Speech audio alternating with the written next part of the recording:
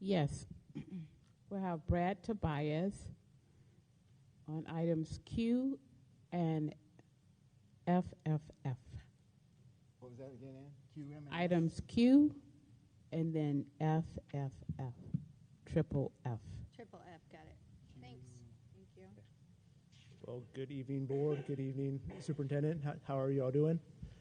I just want to, first off, congratulations on another successful school year, and just to want to give a shout out to all those who graduated from high school, those who got promoted and are going to high school, and just all the success from all the students. It's awesome.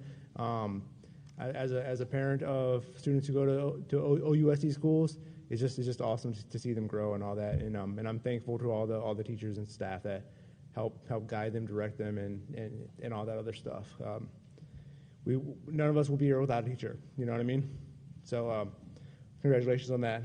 The first thing I want to talk about is on Q, item Q, which is the security service, patrol, and monitoring.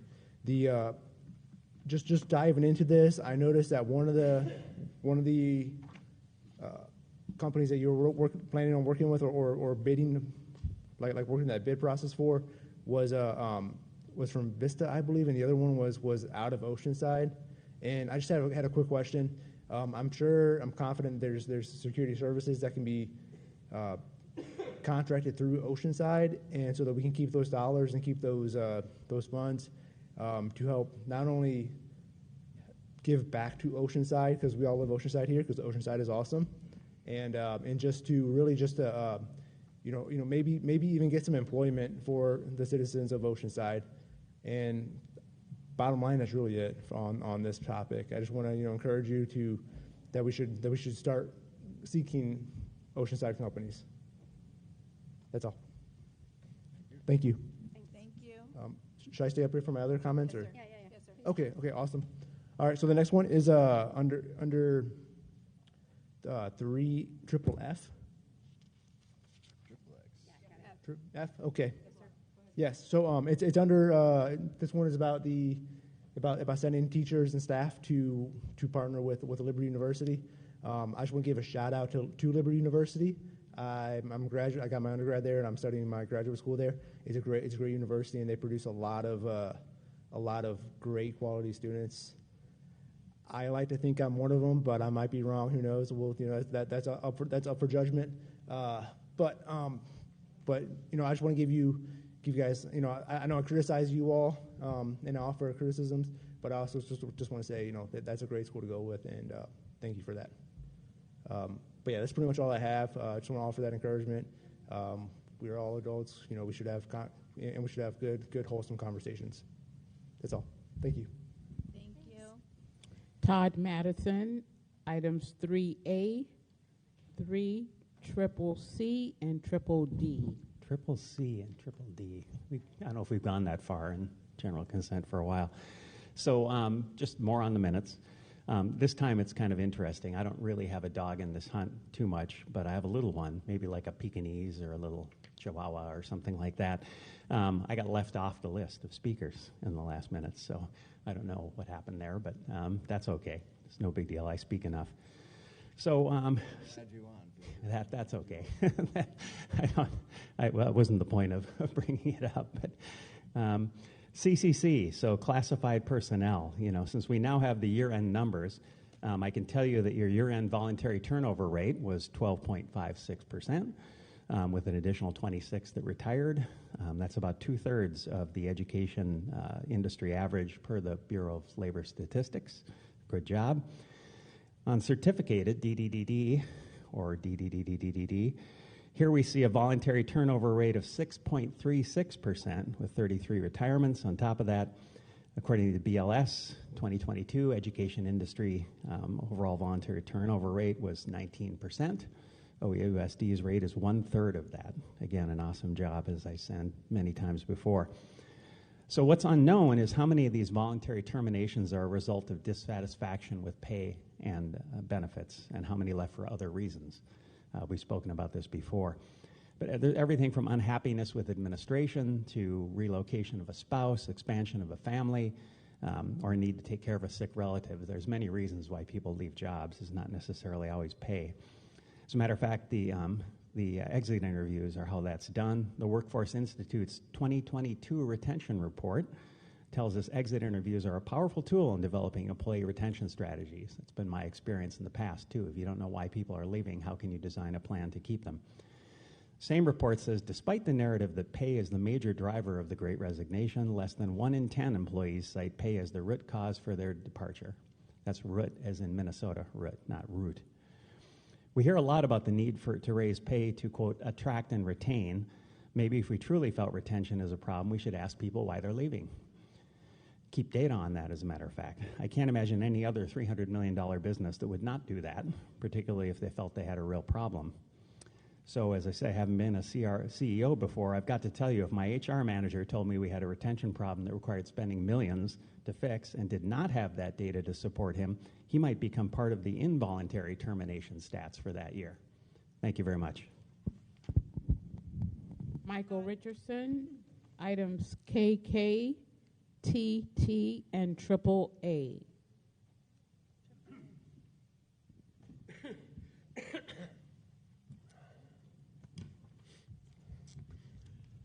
Good evening. Hi, Mike. Have you decided what we disagree about yet? No, not yet. No? There's 58 consent items on this agenda, more than I've ever seen. Buried deep in the consent items are millions of dollars of pork. So much pork that I can hear oink, oink, oink, can't you? There are many items that seek to avoid the common sense requirement that the district get competitive bids for everything from foods to services. One of the more egregious items is KK, in which the superintendent wants approval to spend $144,245 on signs. She calls them signage. For 2 schools, $144,000 for signs for 2 schools. Are these Las Vegas type signs or what? How do they educate kids? What is the budget for signs? I wish you would send this item back to the superintendent with a budget of $5,000 or $10,000, but I know you won't. Then there are a whole lot of policy changes that mostly just solidify our superintendent's control over everything. Then there are items like AAA, an item that seeks to spend $57,340 to conduct 3 days of get-togethers with a few district staff. And I quote, to further develop equity-centered learning focused leaders who make students happy and proud and inspired. This money would probably pay for like a half of a teacher to actually teach. Item TT asks the board to approve the so-called safe school action plans. These plans, one from each district school, reports that all their feel-good equity-centric agenda has resulted in drastic increases in fights, weapons, drugs, harassment, and other crimes. This 413-page report compiled by committees from each school wasted hundreds of hours of teachers and staff time while kids continue to fail. What are the plans to fix this? Pretty much do what they've been doing. That you've heard what happens when you do more of what you've been doing. Dr. Levy, from a small-minded person like me, I think you wasted hundreds, if not thousands of hours of our money. Have you heard time is money?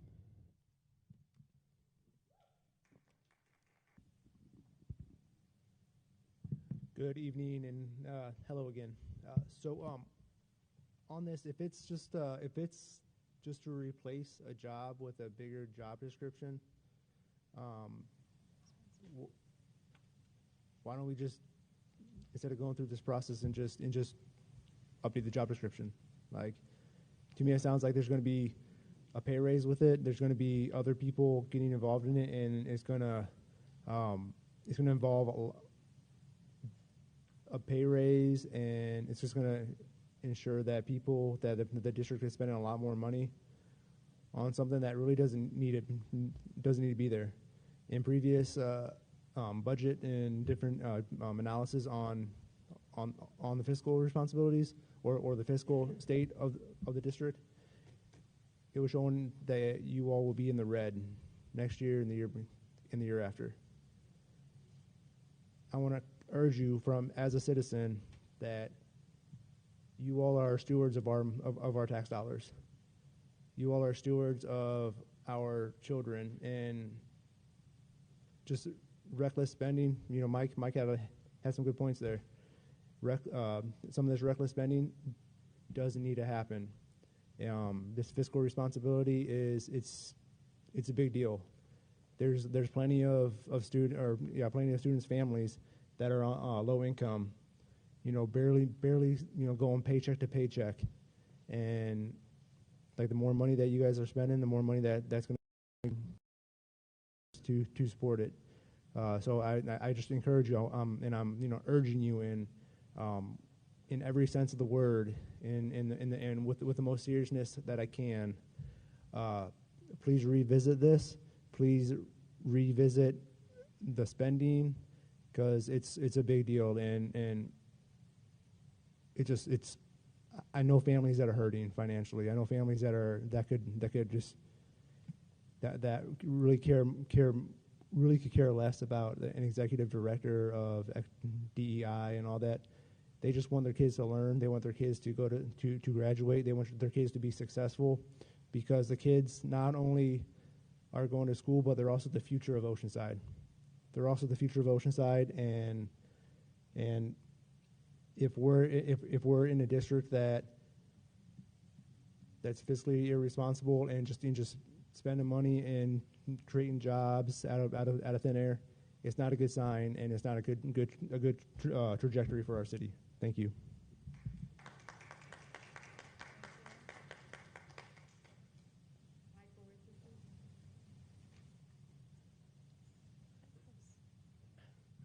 It's me again. This new certificated job is clearly just a promotion and most likely a generous pay raise for Jordy Sparks. Now, in the private sector, you get a promotion when you excel at your job. Let's see how Jordy has done. One of his new job functions, and presumably also on his present job, is to direct district efforts on attendance, chronic absenteeism, and truancy, and any ongoing changes in enrollment, attendance accounting, or engagement tracking, whatever that is. According to the district's own data, chronic absenteeism has exploded since Jordy has been in charge of that. The district budget assigns an annual loss of students. In my small mind, that failure would be grounds for dismissal. But in the world of education and government, that gets you a promotion and a bigger budget. This new job classification is just a way of paying out more pork for an unnecessary job showing poor performance. I guess the superintendent thinks I have a small mind, because I don't see the logic in this promotion for failure.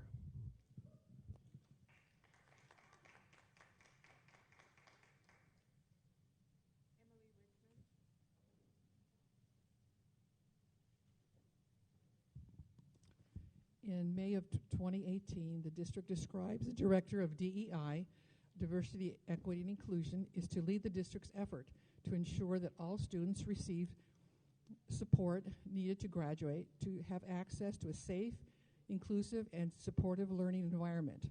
Dr. Sparks will also audit and evaluate district practices and policies regarding equity and in student opportunities to access academic support, SEL support, and will address obstacles potentially impeding students' success.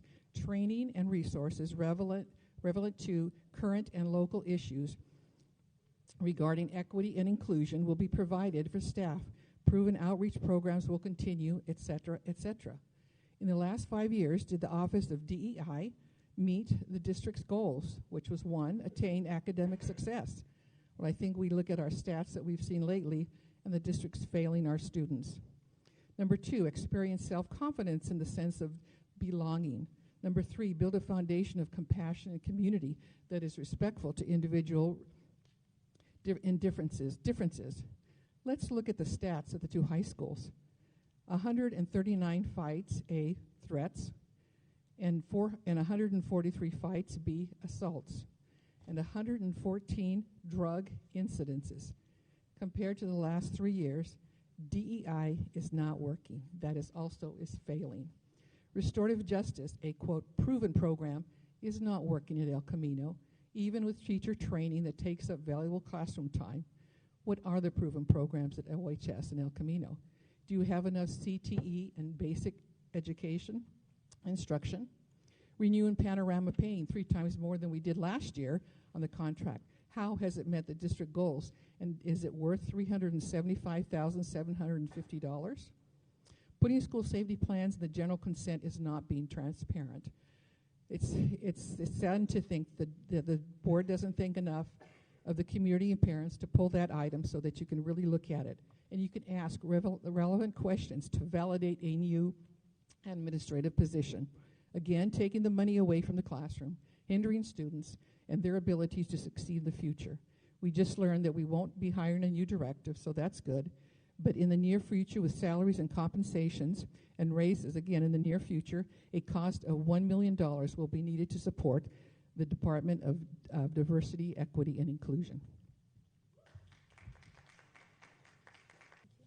Any questions for staff? We have public comment? Yes. Todd Madison.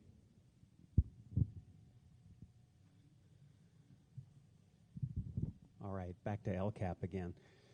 So I trust nothing has changed since the last meeting, meaning the LCAP still has very little in it that focuses on what parents actually want from their school district, a better education for their kids.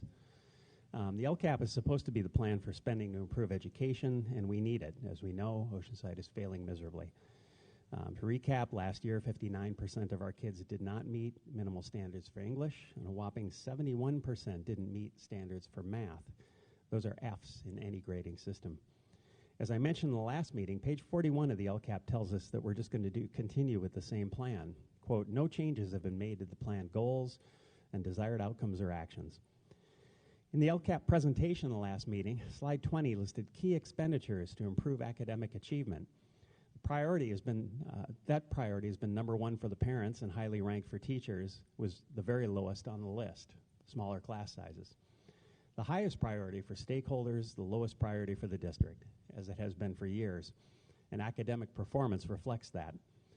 Are we really going to say what we've been doing has worked so well, we're just going to continue doing the same thing, when it clearly isn't working? Albert Einstein again, doing the same thing over and over, expecting different results is, can anyone tell me? Insanity, there we go. And this applies to our district and our board. If it walks like a duck, quacks like a duck, it's a duck. Why are we not looking at districts that do better and putting our money into those things? And why are we not doing something different? Could it be because our administration has better ideas on how to use our money, spending on themselves and promoting different positions and such, as we just saw, not on the education of our kids? I think that's the idea. Thank you very much.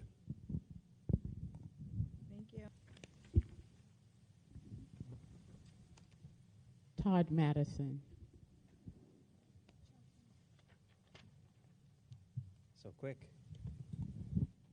All right, so as I said last time, the budget this year is pretty impenetrable, really. But one thing we can guarantee, we won't be spending money on things parents and teachers want to improve education. OUSD's funding has rocketed in the last decade, up at a rate over 7% per year, almost 3 times faster than inflation. Yesterday, the governor announced a historic increase, 8.2% for the coming year, a number I don't think has ever happened before. Why doesn't that give us money to significantly lower class sizes? For every $2 million we put into it, we could reduce class size by 1 student. That seems pretty small given a budget of $250 million or $300 million or whatever we're looking at for the coming years. If we started that today, we'd be moving in the right direction. If we did that for the next few budget cycles, we'd make significant progress, but we're not doing that. I'm sure both parents and teachers would appreciate that. The academic impact is not clear, but with increasing disruptions in classrooms, it seems likely giving teachers less kids to juggle would allow them to do a better job of teaching, which is what both they and parents want. Why are we not doing that? What about higher pay for starting teachers? We could easily revise the salary schedule to increase starting teacher pay by thousands of dollars a year without increasing the net outlay for pay and benefits significantly. Why are we not doing that? What about providing classroom discretionary funds for teachers? The bonus raise money given to the administration in 1 year would provide every teacher with a significant amount of money to spend on classroom supplies so they don't have to take it out of their pocket. Parents would also appreciate not having to put their teachers through the process of begging for wet wipes and Post-it notes. Why are we not doing that? What if we allocated more money to improving programs for low-income kids, kids with special needs, English learners, gifted or talented kids? Who could use our help more? Why are we not doing that? What if we started using all those buses parked in the district office to actually bus kids to school? Imagine how that would benefit working parents to not have to deal with getting their kids to school and back every day. And given the district climate change focus, imagine thousands of cars not on the road every single day. A few years ago, this board cut off bus service to low-income Hispanic neighborhood whose local school had been closed, and just a few months ago we closed another school and told parents if they were unhappy that their kindergartners were going to have to walk 2 miles to get to the next school, they could lump it. We told them that multiple times. We're just going to say we want to help kids, to pay attention to parents and to improve education, but not actually do any of that. We don't want to help teachers, too, in these ways. What we're going to do is the same thing we've always done, which is clearly not working, and now add money to departments that have no relation to education or improving the job that teachers can do. Same old, over and over again, same thing, insanity. Thank you very much.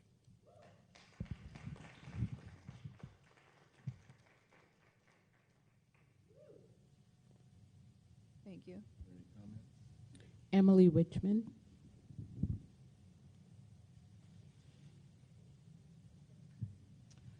So this is about who you sold the Garrison property to. And I took some time to talk to residents and managers of those 3 apartment complexes close to Garrison School. There are several hundred pre-K high school kids in that area. They have no place to run, no place to kick balls, laugh, and yell. Some residents are angry and upset because they have to listen to children play. The only place they play are in the canyons. The kids pass their time playing in the little small canyons where it is not safe. There is glass, sharp metal, waste, animals, and humans with questionable cognitive abilities. I was told that the city did not want to buy it. Of course not. Only a developer can afford $16 million for this property. As a board member, did you think to consider the children who live in that area have no place to play? Did you think to consider the property for the community, a park, playing field for grassroots team that can't afford to play in El Corazon? Did you think to sell this land to the city for a price they could afford with a stipulation that it would be a park or playing field? Did you think of the children and the families you sworn to serve? Did you think about the homeowners who have paid taxes and the renters through their monthly rent for years? Our taxes is paid for this land dedicated to the children and the families of Oceanside. I know you did not. I am disgusted and saddened by the disrespect you show our community, especially the disrespect to the families from those 3 apartment complexes. Brad, you can also speak on item G and K while you're up there. Let me grab my stuff. Oh, okay.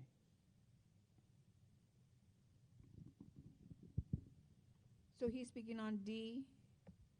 Brad is speaking on items D, G, and K. Okay, thank you. So that means I get 9 minutes, right? You have 3 for D, and then we'll start. No, I don't need no 9 hours. I'm sorry, Brad. Can you hold on 1 second? Do you want staff presentations? Board, the majority of these updates are all revisions. The time on these have lapsed. Some of them are over 10 years old. So we took the recommendations from the California School Board Association, and this is our last big grouping where we're updating them. So staff has worked very hard to get us updated with current policies and laws. So this is the last bulk of that. Mr. Tobias. Okay, thank you. Okay, so the first comment is on 7D, which is communication with the public. And I just want to start off this comment with the definition of communication. Communication is the exchange of thoughts, messages, or information as by speech, signals, writing, or behavior. So with that said, I want to encourage the two-way communication. In this right here, in this proposal, this document, it talks a lot about stuff coming from you all to us, which is great. It's awesome. I know, like, as a parent, like I said, I get emails, phone calls, text messages all the time from the school. It's awesome. As a parent, I appreciate it. So sometimes it's over communication, but hey, I'll take it. In this document, one of the things on here, if you look at, I don't know if you all have it in front of you. I assume you do. But it says under role of the board, it says the superintendent or designee shall provide the board and staff with communication protocols. I feel like it should say the president of the board, not the superintendent of the board. It makes me feel like you guys are working in cahoots and not and the board is not representing the individuals, but working for the superintendent. On that, further down on the first page, it says something about presentations at parent organization meetings, and also with representatives and local governments, community organizations, and businesses. I would like to recommend that you throw in here something about allowing parents, us, to give presentations much like your staff. I know Todd Madison has a ton of information, and a lot of us do. Todd Madison has been talking about this for as long as I've been coming to school board meetings, and that's over 2 years. I think it'd be great. It'd be a great tool that you could utilize that the board, the entire district staff as a whole, can learn from. Not so much learn, but collaborate with us. Part of the teaching triangle of students, parents, and staff. So I think that would be huge and a really lift up and elevate this district to bigger heights. Going on, and that's really it for 7D. I just want to I feel like there's not a whole lot of there's talking, but there's not listening going on from us to you all. So I just feel like respectfully, you guys need to do better at listening to us and heeding what we say. Thank you. All right, 7G, which is the political processes. One of the things on here, again, got to print it out. It's under here. It's under CF 1100, communication with the public. Under it says district resources, including email or communication systems, shall not be used to disseminate campaign literature, and it goes on. How are you, as a district, gonna coming up here in 2024, gonna be able to prove that? How are you gonna be able to provide us with receipts, the public, the voting members, that are going to be voting for 4 different school board positions? How are we going to be able to provide that? I would like to recommend and ask that you guys can develop a way to do that for us, so that we can ensure that we have fair and honest elections. Also, if you go on the last part of this page, it says, upon request, board members and district administrators may appear at any time before citizens groups to explain why the board called for an election on a bond measure or to answer questions. I want to request right now tonight a town hall where we can ask as many questions as we want, so that we can have our questions answered. Because in this forum, it never happens, even though you have policies that say that it can happen, that it should happen, and it's recommended to happen. I could be like, I could ask, hey, Mike Blessing, what's your favorite color? and you sit there like that. All right? We're doing this for a purpose. We're not here because we're on TV, you know, or because we're trying to get likes on Facebook. We're here because we love our kids. We love this city, and we deserve to get our answers questioned. Dr. Begin, you are my trustee member. I would respectfully request that you hold a town hall. I'm pretty sure we'll have a lot of the military families there. All right. I think. Oh, and also it says here, public forums. Forums on political issues may be held at district facilities as long as the forums is made available to all sides on the issues on an equitable basis. We have awesome auditoriums at El Camino and Oceanside Highs. Let's have election debates. Let's have debates, especially come the 2024 election cycle. Let's have debates. And I know some moms and dads who want to run for the board. To ensure equitable fashion, let's have debates. What's the worst that's going to happen? You know what I mean? Thank you.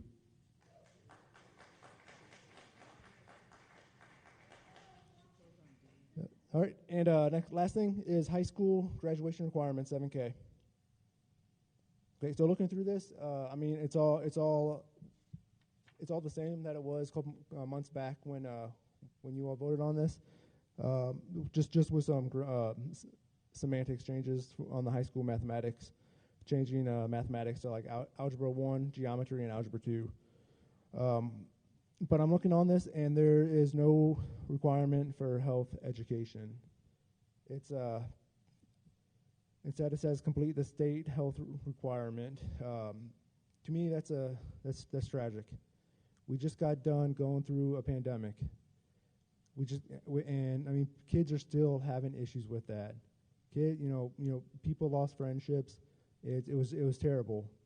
But even beyond COVID, I'm going to speak to you as someone who was a military recruiter. As a military recruiter, it wasn't here, but looking around the school, I put my recruiter hat on, and it's just the same. Looking at the schools, probably about 10% of your students are even eligible to serve, let alone have the want to serve. It's tragic, and that's because one, whether it's the aptitude test, like they can't pass the academics reading, or it's the fact that that there's no health education to teach them about how to be in shape. They're overweight. They probably can't do the physical fitness test or the initial strength test that we have in the Marine Corps. And really, like, education is the foundation of a society. Education is where everything comes from.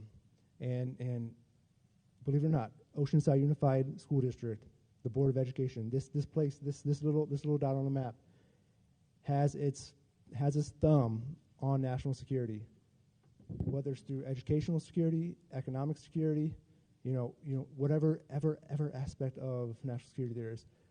You guys are playing a part. You guys play just as big as a role in national security as the President of the United States. You please take that serious. I strongly recommend that you somehow shift some of these credits to allow for health education, because I mean, we all got one body, So let's treat our body like the temple it is. Thank you. Susan Custer and Rose Higuera.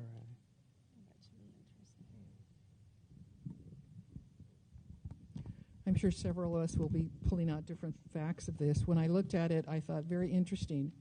When it says the adult shall not intrude on a student's physical or emotional boundaries, etc. To me, that's going to pit your staff against each other. That's going to be according to their own and their own values and morals. That's going to be very interesting to see what kind of lawsuits are going to start popping up, not only in our district but in others. Also, parents will be looking at this, and to see exactly what's going on and who is saying what to their child. Part of this is the inappropriate conduct. Number 12, the inappropriate conduct is encouraging students to confide in their personal and family problems. What do you think Panorama is all about? What do you think those surveys are all about? What do you think EPIC is all about? Asking them personal questions. So this is going to be very, very interesting. And for one, I will be looking at it very, very closely because you approved your Panorama, you approved your DEI, you approved your social emotional learning. You're doing all of this. And so this is part of that. So it'll be interesting how staff, one way or the other, will look at this and how parents will be putting you on notice that they also will be looking at this. Thank you.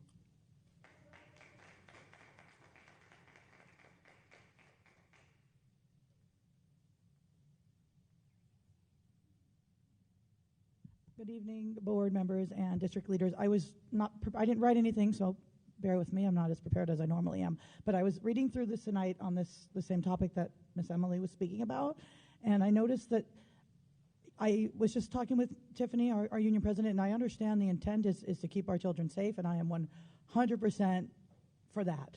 100% for that. But some of the things that are outlined here that are delineated as inappropriate, it's going to depend on the age of the student. For example, it says no nicknames, don't call a child by a term of endearment. That will look very different at high school than it's going to look in a kindergarten class. And I don't know if teachers were even included on this, but if this is something that we're going to do, I feel like it merits revisiting and maybe like a discussion and maybe trainings, because it's very limiting. Teachers naturally say in kindergarten, honey, come to the carpet. Sweetie, you need a tissue. And it's to not call it term of endearment when it's all about relationships, especially in elementary with our youngest learners. I'm not saying it can't be done. It can be done, but I don't think that teachers are aware of this policy change. Also, there was another thing that delineated teachers may not buy gifts for individual students. Well, this year, one of my students made his first communion. I was invited. I happened to be out of town, but I did get the student a gift. I mean, he was very proud. I've known him since he was in kindergarten. He was in my kindergarten class. He was now in my 5th grade class. And yes, I got him a gift. It was appropriate, and it was because I have a relationship with this child. Some of these feel like maybe it merits some discussion and maybe some clarity or training. So that's all I wanted to speak about, and I just wanted to let you guys know that. Thank you. Thank you. Common sense.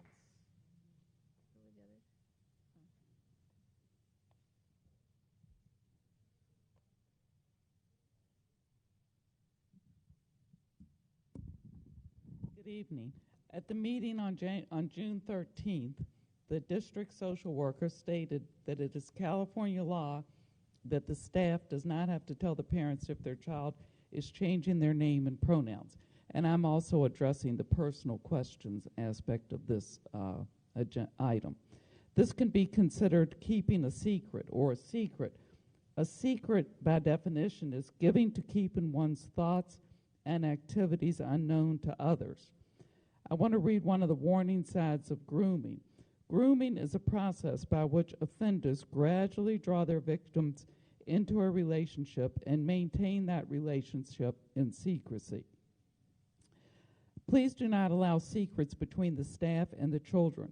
Children are not always the best judge of what is good for them. And do not allow any staff to suggest anything to do with sex to the child. Do not allow them to suggest that the child may be gay or may be born in the wrong body. This is just setting the school district up for a potential lawsuit. Please address these topics in the document for maintaining appropriate adult-student interactions. They will prevent any misunderstanding. Thank you.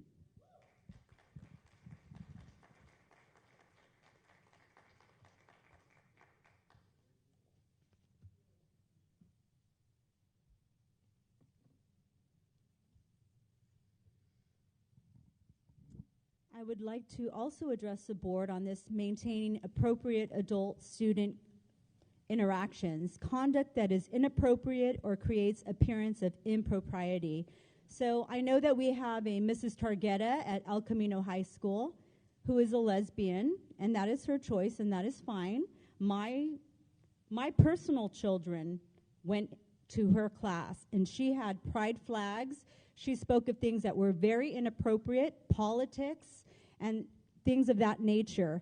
So this has been going on for a long time, and I also noticed that there was a video circulated when we asked you guys to take the pornographic books out of the schools. You actually took a clip of me speaking, and you guys called all the parents, transphobic, haters, bigots, because we want our kids to be taught in school. She was in the video, the librarian was in the video, the superintendent and Dr. Sparks, you all went to praise the students at El Camino High School for coming and saying, don't ban this book of Anne Frank or whatever. So this is totally inappropriate. You guys are way crossing the line as educators, as people that we voted in. You are trustees. The word trust is in there. You have the public's trust. And you guys are teetering on very, very dangerous territory. We have come, for the past 2 years, we're asking you, teach our children, bring the grades up. And it just seems like over and over, you guys are hell-bent on bringing inappropriate material, divisiveness, racial, all of this stuff that does not belong. Our kids have been through so much. You're introducing Palomar counseling. You're introducing surveys, data mining. All these things have nothing to do with education and learning. We're asking you, please do the right thing. I mean, this board just 5-0. Why is it 5-0? You guys all have a mind of your own. You guys are the safekeepers, the watchmen on the wall for their students. Think for yourselves. You guys actually have the power to fire the superintendent, but you're so intimidated by her. If you are not going to think for yourselves and you guys are going to be a puppet, please resign and do us all a favor, because we need people that are actually going to stand up for our kids, do the right thing, and get back to educating our kids, not sexualizing, not indoctrinating them. So please take your responsibility very seriously. One day you will stand before God and you will give an account for every word, every deed, and everything you didn't do. If you didn't stand up for kids, you're going to give an account for that too. And let me tell you, hell is not a place that was created for you and I. It was created for Satan and his demons. And it's something that we choose willingly by turning our back on God and God's laws. And he takes it very seriously when we offend the children. Thank you, Rose. Thank you very much.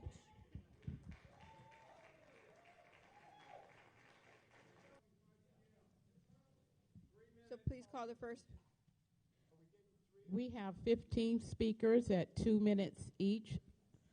First 3 speakers will be Rudy Cross, Brad Tobias, and Michael Richardson.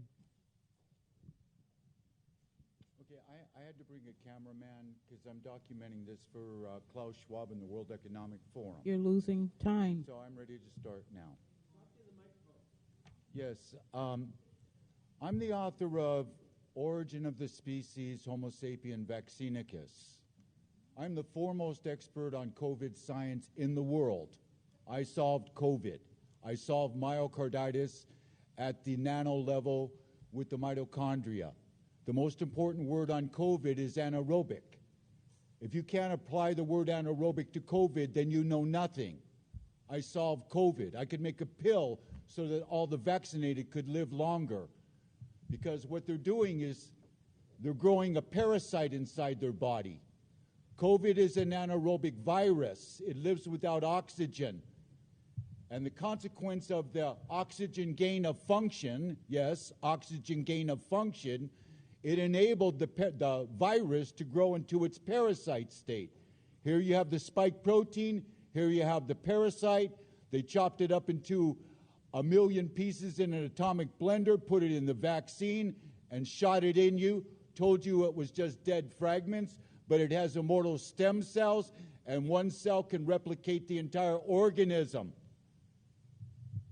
So, my first book, Origin of the Species, Homo sapien vaccinicus, human COVID virus parasite, chimera. The vaccinated have branched off the tree of human evolution.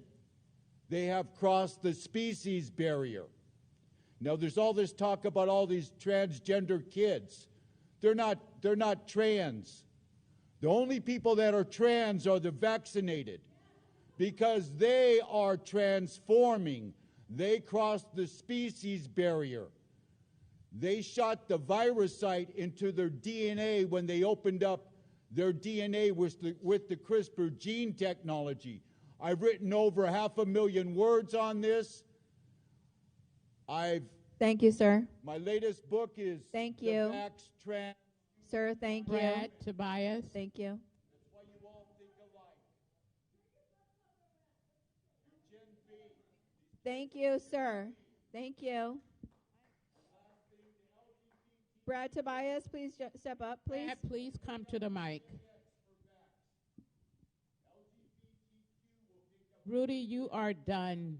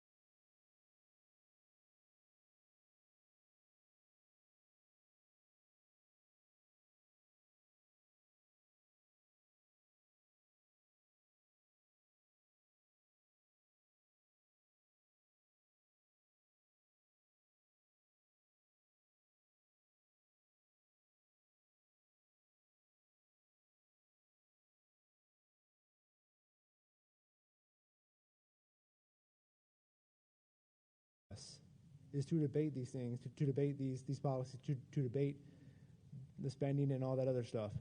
I'm marking this day in history, June 27th, 2023, as like the first time in at least the two plus years that I've been paying attention that I've actually seen that.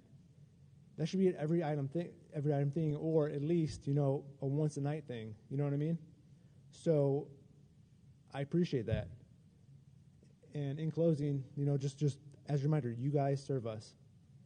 All right, you guys work for us, and you guys work for our kids. So please keep that in thought in the back of your mind on your when you're voting. It's just not, hey, let's just vote, just so that we can get out of here. 5050, so we can go home or visit the restaurant afterwards. It's serious business. It's children business. And that's it. Thank you. Thank you.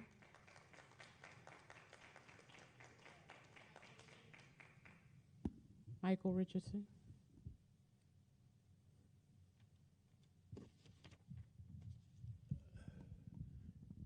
Well, I was going to talk about, where is your PR person? I mean, is that your job? Are you the PR person? It seems like somebody should be telling you that it's bad optics to vote 5-0 for everything and never debate anything and never question the superintendent. It seems like that's bad optics. But then Brad stole my thunder because he agrees with me. We're glad to see, and maybe that means we're getting somewhere. We're glad to see there was a little spark of debate there. Thank you, Raquel. Also, while I'm here, I want to ask Mike again, have you figured out what we disagree about? Yeah, well, I think we don't really disagree about policy or ideas. We may disagree about politics. But, you guys need to get back in the business of teaching kids. Victoria Miriani, Adam Riojas, and Susan Custer.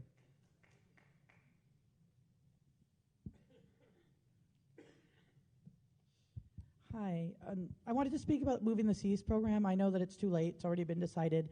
I couldn't be here for the last meeting because I was getting ready for 5th grade promotion, and it was exhausting. I wanted to be here.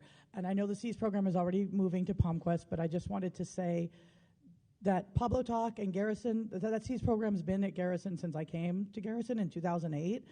And when talking with our SEAS staff, they voiced their concerns to Dr. Montoya, and I'm paraphrasing here, I wasn't there, but what they told me is that she said that it's going to be fine, that we're all professionals. I feel like that's a callous, very superficial answer, and it does a lot of disrespect to the hard work that principals Dr. Barragan, Margie Oliver, the teachers, Mr. Nick, Mr. Sarienko, Mr. Clark, Ms. Mueller, and our fabulous Miss Natalia, our psych over there at the SEAS program. They've worked so hard. I learned so much from them. I learned from them that people are more important than things. When I first started having those SEAS students in my room, they taught me so much, and so many other teachers too. And I just want to say, yes, we're all professional, but it took a lot of time and effort and blood and sweat and tears to acclimate that program to Garrison. And again, with the move to San Luis Rey, now Pablo Talk, it's not something that you just snap because we're all professionals. There's a learning curve. There is a big learning curve. And I wish the best to them at PalmQuest, and we're definitely going to miss them. But I felt that was a little callous and superficial of an answer, and I think that we should be a little bit more sensitive and have respect for the history of the people that did the work that came before them, and all that work in that program. And I've seen firsthand the difference that we've made in students' lives. A few of mine are over there at Lincoln now, and some are thriving, some are still on their journey, but it's still beautiful to watch. There's beauty in the struggle, and I'm hoping for a great outcome from all of those students. And Pablo Talk is behind RC's program as they're moving to PalmQuest, and I'm sad about it, but I'm more sad about the way it was handled. Thank you, Ms. Mariani.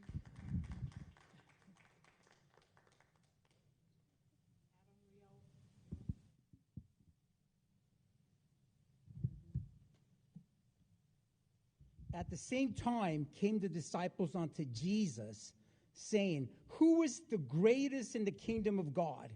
And Jesus called the little child unto him, set him in the midst of them, and said, "Verily I say unto you, except you be converted and become a little child, you shall not enter into the kingdom of God.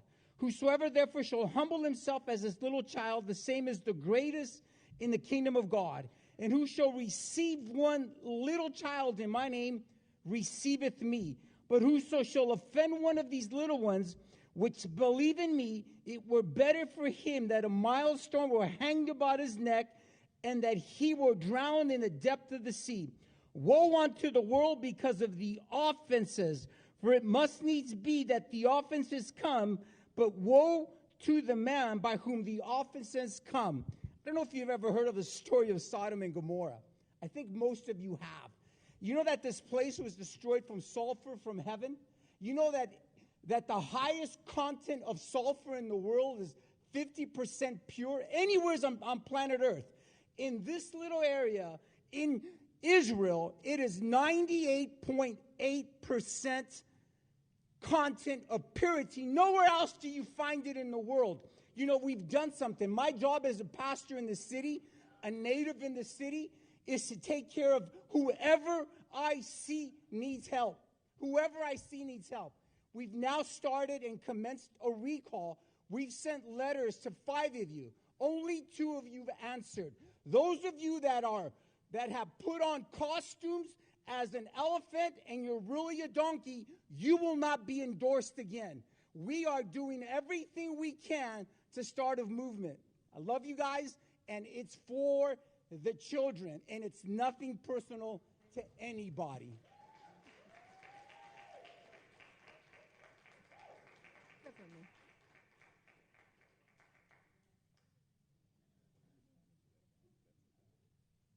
I think he just called me a donkey. Good evening again. As a small-minded person, per Dr. Vitelli, I would like to make it abundantly clear that I support all adults in their chosen lifestyle. However, after hearing the chant at the New York City Pride Parade, I decided to do some research. Before I get to the research, it's important for me to repeat the chant in case you missed it. We're here, we're queer, and we're coming for your children. And we're coming for your children. The statement, "we're coming for your children," is what has parents concerned. Here's the headline in case you missed it. Why are parents concerned? Because the LGBTQ community just said, we're coming for your children. Why shouldn't parents believe them? And the board seems determined to help with the constant focus on pride, LGBT community, inappropriate books and lessons. The Progress Pride flag was raised in the schools this year. The color white on this flag represents people who are transitioning. Back to the research I decided to do. How are the parents of the children that are transitioning?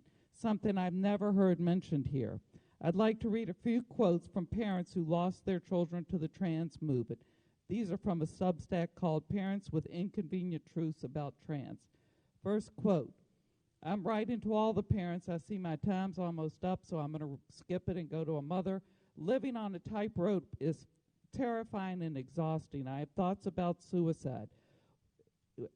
Her despair ebbs and flows. Will you only understand when this touches your family? And how would you feel if your child was baptized without your permission while they were at school? That's what that's, all this trans stuff is just as bad. Thank you. Worse, only bad. Joseph Cantor, Patty Kay, and Cleta Riojas.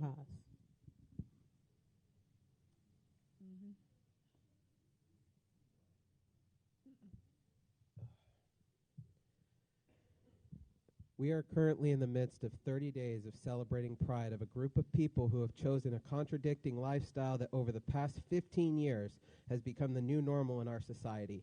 And before I move forward, I want to be clear that this is not meant to offend anyone. It is meant to show you the truth. I grew up in a home that was divided over this very thing. My mother abandoned her responsibility as a mother so that she could play with women and feed her own personal desires. I was neglected and abused emotionally with my mom having relations with women. My question to you, board, is why? Why are you, the members of the board, forcing approval of something onto every single student in this district? Why, when kids come to school, is education not as much of a priority as the acceptance of LGBT within your schools? I mean, that is why they go to school, is it not? I know that's why I went to school. I mean, don't they go to get an education and not have other people's opinions shoved down their throats? Where is the love for all of your Christian students? Where is the love for those who decide to stand for truth and expose the lies that are being exposed and shoved at the innocent students who don't know any better? The answer is those who claim that love is love don't really mean what they say. They tell you that, but they have no desires to focus on loving anyone who doesn't agree with their beliefs, many of which are the members of this board sitting here before us tonight. I encourage you, board, to let the students be students and stop trying to get them to accept your leftist agenda. You can try to say it's not an agenda, but your actions to get people to accept these ways of living within our schools prove otherwise. Let the kids be kids again. They don't need to be exposed to sexual content, including LGBT, until they are ready. Let the kids decide for themselves what they want to believe instead of forcing it on them, and let the parents do their jobs as parents in raising their children. Respect the parents' rights to raise their children how they see fit rather than how you see fit. They should be able to trust their children are in good hands when they drop them off at their schools, and right now that Thank you, doesn't sir. appear to be the case. Thank you. Patty Kay.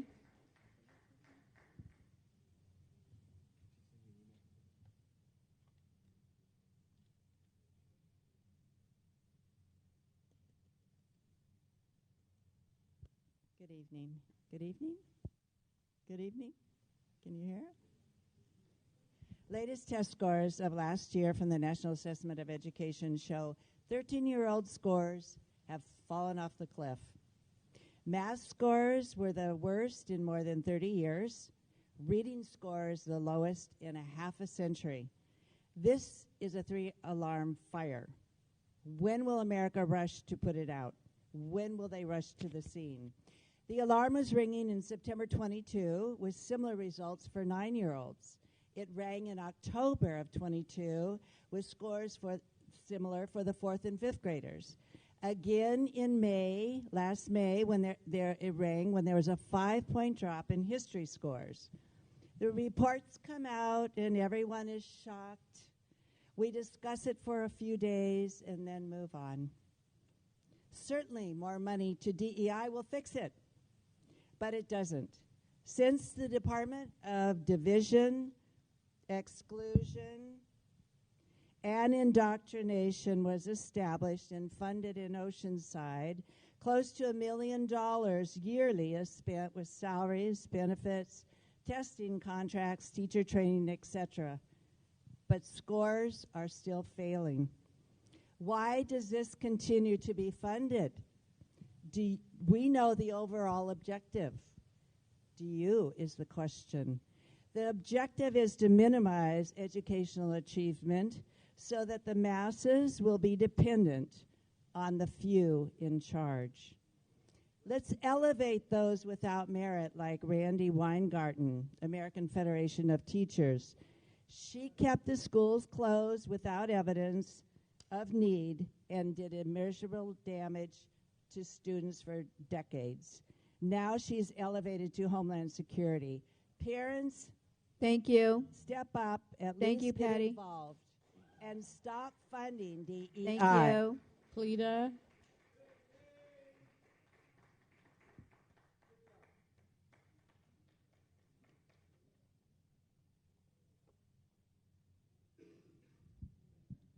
Okay, good evening, and it seems my husband has already paved the way.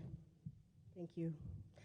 So recall is definitely commencing. We are recalling the board members who could not even be bothered to respond to our request to simply, number one, support parental rights, 2, keep pornography out of the classroom, and 3, maintain fiscally responsible budgets.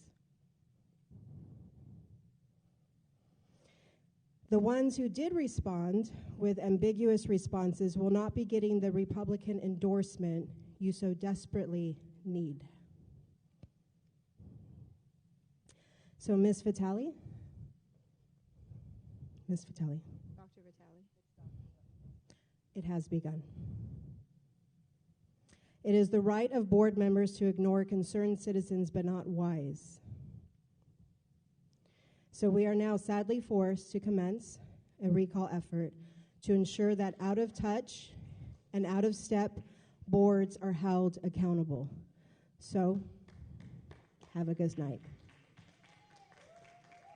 Patrick Higuera, Julie Stirk, and Graham Frazier.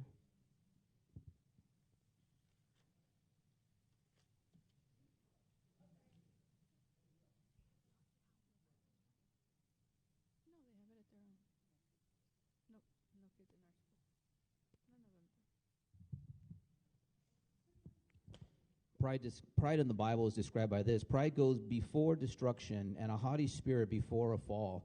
Better to fall of a humble spirit with the lowly than to divide with the spoil of the proud. And then it says, look at Jeremiah 49:16. It says, this is right to you, Vitale. Your fierceness has deceived you, the pride of your heart, O you who dwell in the clefts of the rock, who hold the heights of the hills. Though you make your nest as high as the eagle, I will bring you down from there, saith the Lord. It's coming. It's coming. So you gave this flag. So when you hung that gay and lesbian flag, you hung this flag, the MAPS flag, because that sits underneath your flag. So I wonder, no one spoke up about that. None of you spoke up about that. You definitely didn't speak up about this flag. None of you did. You're okay to hang that gay flag, which was this one. So all of you must be MAPS supporters, which are minor attractive person sexuality. That's what this is. That means you're groomers. That means every single one of you who did not stand to keep that flag from being hung supports this and not this. This one, where the 4th of July is coming right now, where 416,800 military men died in World War II. You don't support this. Eleanor, you don't support this. You and your, you say that you're so proud of your people that were in the military. No, 2,390 died at Pearl Harbor, okay? You gave LGBT 30 days to celebrate. You gave the Memorial Day 1 day. 1 day. What about 9/11? 3,000 people died at 9/11.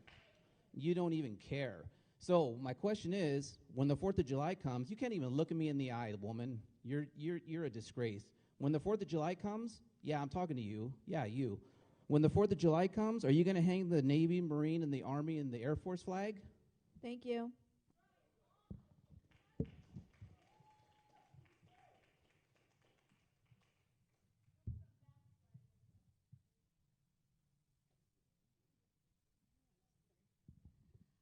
Hello, I'm Julie Sturck. I was here a couple of months ago, and I'm just going to address the same thing I did when I was here last time. And that is, I'm here on behalf of the straight, proud students and parents. And I'm just here going to ask you, because you guys are all going to take a break. And on this break, I want you to think about which one of you is going to be courageous enough to stand up for them. We're looking for somebody, just one person, to pave the way for these children. Which one of you is it going to be?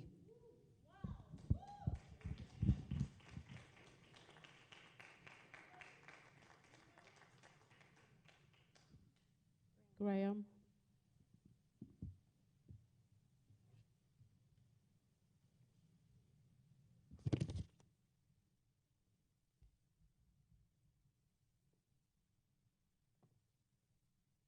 By the way, it's Graham Fraser, even though it ends with an ER. That's going back to my Scottish roots, so I just want to get that straight.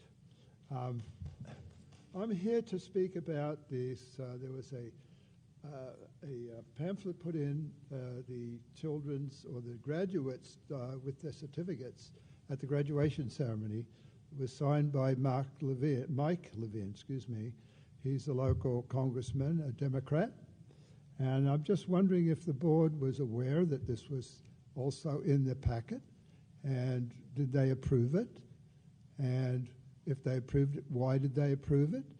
Because to me, it was totally inappropriate to, if trying to influence the kids all the way through school, but at the very last minute, you took the opportunity to tell the graduates, hey, talk to Mike Levin.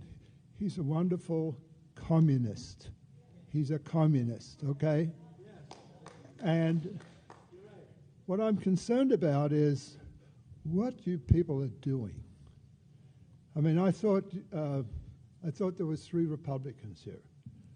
Then I learned that these 3 Republicans were always voting for less.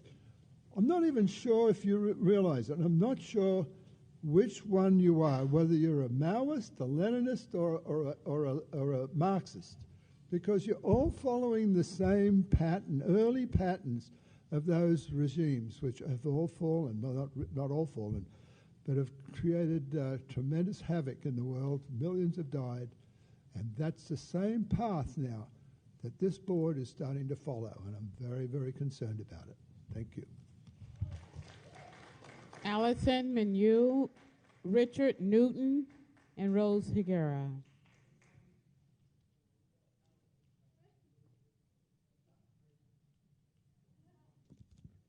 Good evening, Board.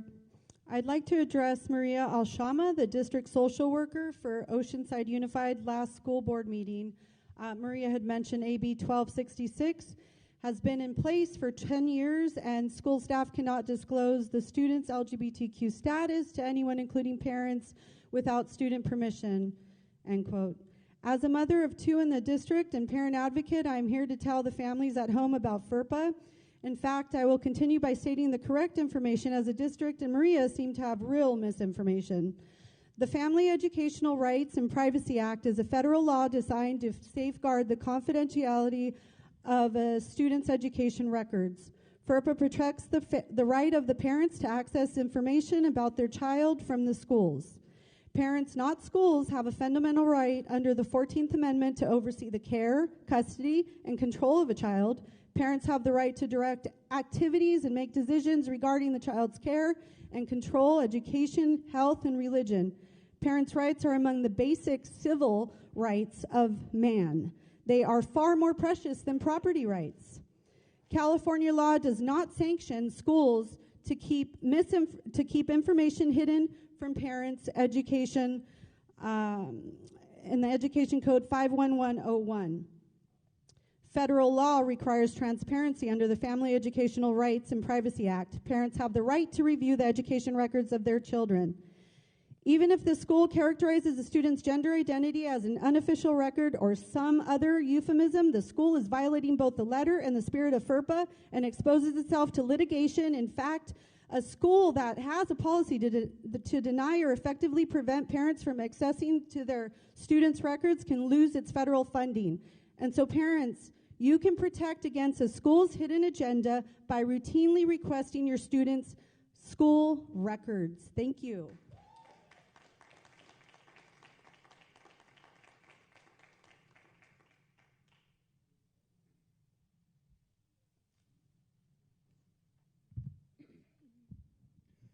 I recently saw a news article that the San Marcos School District has a financial literacy course, and it is the most popular elective in the district. Young people actually want to learn how to make their lives better, more prosperous, and financially stable, rather than having woke propaganda crammed down their throats or forced to be proud about the sex acts of others. Hopefully this course will be offered to Oceanside students starting next year. The concepts aren't difficult. Spend less than you make, then invest the savings wisely. To spend less than you make, one must have the personal discipline to defer immediate wants and make personal sacrifices. Those rules don't discriminate. They help anyone of any race, gender, or sexual persuasion. All are helped to lead better lives. I hope this course is implemented in the next school year. I'd like to talk about an old Disney movie. It's called Old Yeller. I know all of you have seen it. I saw it in my third grade class, but I'll bet $1 to a dime that you don't show it to students today. It just isn't woke enough. After all, the starring family is all Caucasian, and there aren't any glamorized sexual deviances. There is a single mother, but she is not a stylish divorcee who betrayed her meaningless vows, but a devoted widow and mother. Instead, it is an incredible story that teaches that color doesn't matter. After all, the boy didn't want a yellow dog, that devotion to family is important, as is devotion to duty, and that sometimes stepping up to your duties is incredibly painful but necessary. There might be a few good lessons in there for our future responsible citizens. Maybe you can put that on the curriculum somewhere next year. So why have the teachers' unions, school boards, and the Democrat Party shifted so far leftward that they have passed laws to steal children from parents who don't adhere to the woke propaganda, that allow children too young to legally enter into contracts to begin to mutilate their bodies on what is most likely a childish whim, and to force students to believe that gender is a social construct and other such abominations? These laws were all passed in California by Democrat supermajorities in Sacramento. See for yourself. You can go to senate.ca.gov or assembly.ca.gov to see the supermajorities and how these terrible laws are passed on party lines by the Democrat majorities. If people knew what the Democrat Party stood for, they wouldn't vote Democrat. Thank you. I'll say it again. If people knew what... Thank you so much for speaking at this time. Thank you.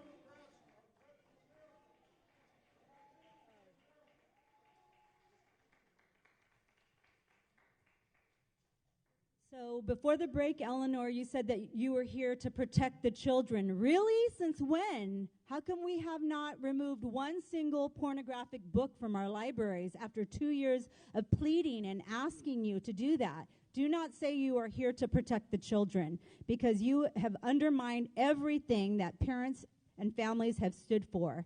And Dr. Vitelli, I don't know why you are here working with children when you've used your power and your position to elevate one agenda and one sexuality. You were keynote speaker of Pride by the Beach. I don't know what you did this year, but it's not right. You're not a wife. You're not a mother. Why are you working with kids? This is highly, highly suspect. You're a part of the Association of Superintendents, AASA. You're trying to change policy to elevate one little group, maybe 2% of the population. What about the other 98% of kids that want to come to school and not have garbage shoved down their throat? We want to protect their innocence. They're made in God's image. They're beautiful. They don't need to be sexualized. They don't need to be indoctrinated. They don't need to be taught racism. So I don't know why you are here, and I don't know why the rest of you board are here, but you should be here to protect the kids and to fight for families. They are the foundation of a stable society. One man, one woman, married. God created marriage. It has been the institution for the last 2,000 years. Every civilization has marriage between one man and one woman, and that is why we're successful as a society. So, Eleanor, also I wanted to address the fact that you were seen at the Republican caucus. You're not a Republican, honey. You're a Democrat, or you're a leftist, or you're a communist, but you are not a Republican, so that tells me that you're a spy. And also, Mike Blessing, I think you claim to be a Republican. You're not either. So stop being hypocritical, please. And please, put the kids first or resign. Thank you, Rose.